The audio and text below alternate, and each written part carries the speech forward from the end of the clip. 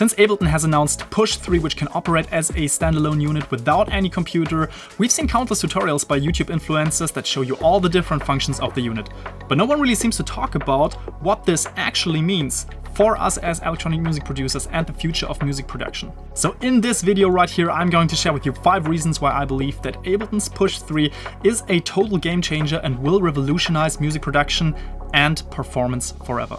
And just to make this clear, I'm not being sponsored by Ableton, I don't receive any free stuff from them, and this is 100% my honest opinion about Push 3 and what this means for the future of music production. First of all, I believe that we are witnessing a paradigm shift in music production right now. 2 worlds that used to be separated are now merging, and those are the world of DAWs, digital audio workstations like Ableton Live, and groove boxes, which would be something like the Syntakt or Digitakt.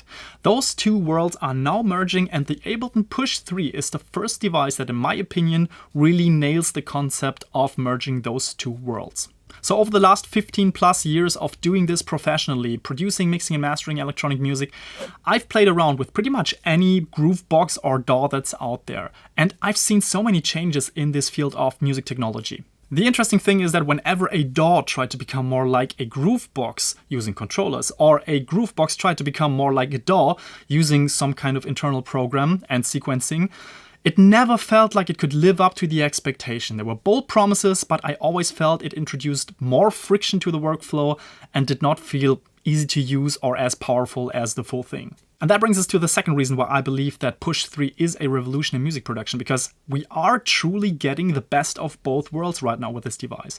We have incredible playability on the one hand that is better than most controllers or groove boxes out there. And on the other hand, we have the standalone operation that is powerful and has a fully fledged version of Ableton Live running natively on the device, and you don't need a computer screen.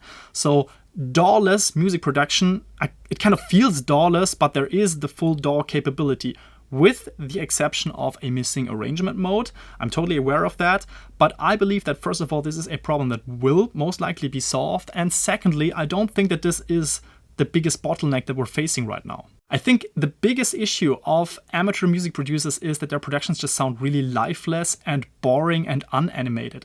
And this is because it's really hard to put in all the work to create a groove that is breathing, that feels organic, to really heavily modulate and automate your synths and effects in meaningful ways that tell a story throughout the track. And I think this is a problem that the Push 3 actually solves, and this brings us to the third reason why I believe it's a game changer.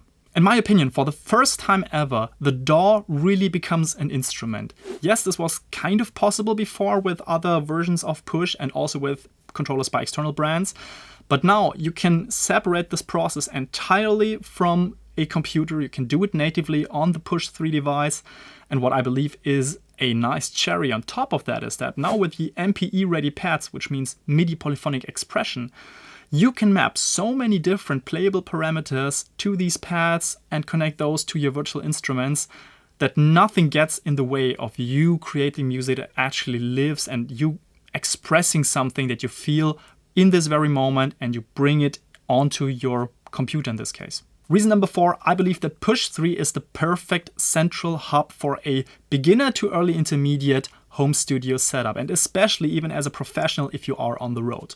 It has a built-in audio interface. You can record things, you can play them back and listen to them on headphones, on speakers. And even if the conversion, like A to D and D to A conversion, is not mastering great, honestly, I think this is definitely not your bottleneck. But even beyond that, you can expand it later on via ADAT, you can sequence your modular gear, you can sequence any other type of synthesizer via MIDI. So honestly, I think it is a great all-in-one solution that works as the central hub for your studio, and it's built to last. Let's now come to our 5th and final reason, and believe me, this is an important one. Before that, if you got any value out of this video so far, then consider subscribing to the channel, consider liking this video. All of this shows me that I'm on the right path and that you want to see and hear more videos like this one. But now, reason number 5. I am so glad Ableton did this. They made this device future-proof, they let you upgrade the hardware over time. As the software becomes more demanding, of course you need more powerful hardware. So you can switch out the processor, you can upgrade the SSD, you can probably also upgrade the RAM. All of this just shows me how much more this company cares about their users compared to so many others. They could have just said, okay, let's keep that unit closed and we will release push 4, push 5, push 6 year after year. But instead, Ableton went all in and created something that will be a good return on your investment, even if the unit is expensive. Yes, I totally get that. But they made this future-proof, so you will not regret buying a Push 3 in a couple of years. You can just upgrade the hardware time after time, and I think this is just a really cool move from a company that actually cares about their users. Once again, I'm not being paid to say this, I'm not being sponsored by Ableton, and in fact I use different DAWs as well. I use Cubase for mixing, Wavelab for mastering, sometimes I use Reaper or Bitwig for special use cases. So I have a really broad overview, but I'm just really in love with this move by Ableton because they nailed this concept of the standalone DAW that integrates with your setup. Now, is Push 3 the perfect solution for everyone, and should you get one right away? I don't know, that's up to you of course, and I don't think that it's a perfect solution for everyone, especially because the missing arrangement mode will put many users off, I think, and I have no idea how Ableton is going to solve that.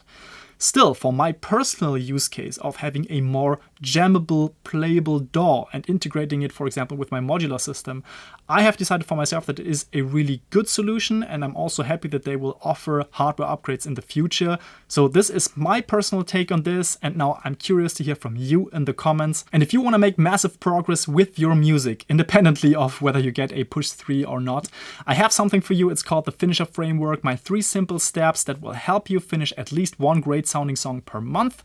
This is a workflow and creativity system that's super easy to implement but extremely powerful. You can get it for free at pickyourself.com/framework. The link is in the description, and I will see you in the next video.